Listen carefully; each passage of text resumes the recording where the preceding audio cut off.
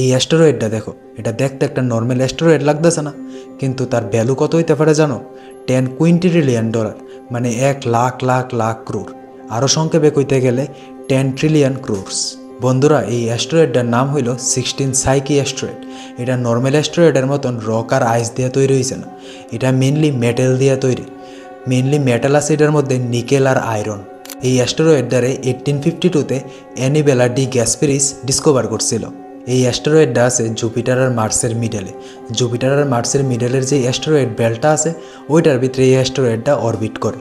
Psychic অ্যাস্টেরয়েডটা বিরাট বড়, এটা diameter হইল সেটা 226 কিলোমিটার। তাহলে ভাবতে পারো এটা কত বড় হইতে পারে, আর পুরাটা মেটেল দিয়া তৈরি। তাহলে ভাবতে পারো পৃথিবীতে তার দাম কত হইতে পারে।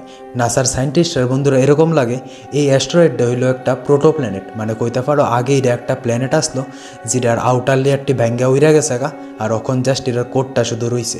তার লিগে এটা একটা মেটেল অ্যাস্টেরয়েড।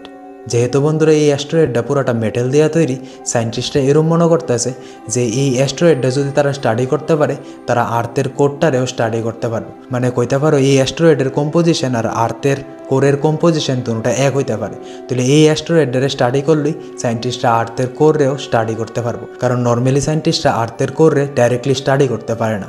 তার লিগে এই প্রোটোটাইপটা যদি সায়েন্টিস্টরা স্টাডি করতে পারে, তারা আর্থের কোরের ব্যাপারেও অনেক কিছু জানতে পারবো। তার লিগা বন্ধুরা নাসা 2023-এর অক্টোবরের 13 তারিখ একটা সাইকি মিশন লঞ্চ করছিল, আর এই স্পেসক্রাফটটার নামও রাখছিল সাইকি। এই স্পেসক্রাফটটা সাইকি অ্যাস্টেরয়েডে গিয়া কবে অ্যারাইভ করবো জানো? অগাস্টে 2029-এর অগাস্ট মাসে।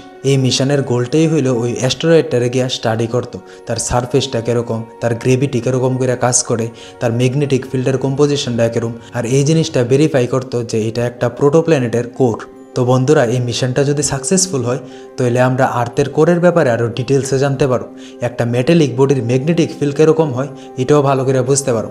আর ফিউচারে আমরা স্পেস মাইনিংয়ের পটেনশিয়াল আরও অনেক বেশি বাইরে যাইব। ইউনিভার্সটা জানো বন্ধুরা একটা স্টোর হাউসের মতন।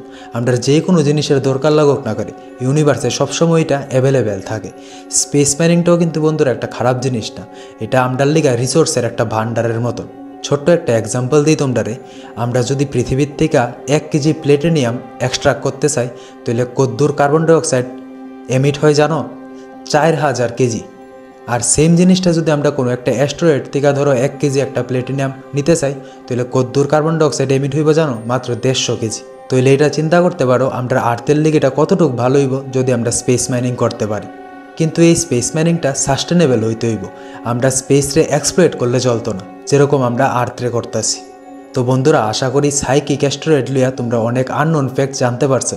যদি এই ভিডিওটা ভালো লেগে থাকে লাইক আর শেয়ার করো, আর আমি এই ভিডিওটাতে এম করতেছি 10টা লাইক, প্লিজ কমপ্লিট করে দিও। আর যদি চ্যানেলটা নতুন হয়ে থাকো তাহলে সাবস্ক্রাইব করো। আবার দেখা হইব নেক্সট ভিডিওতে।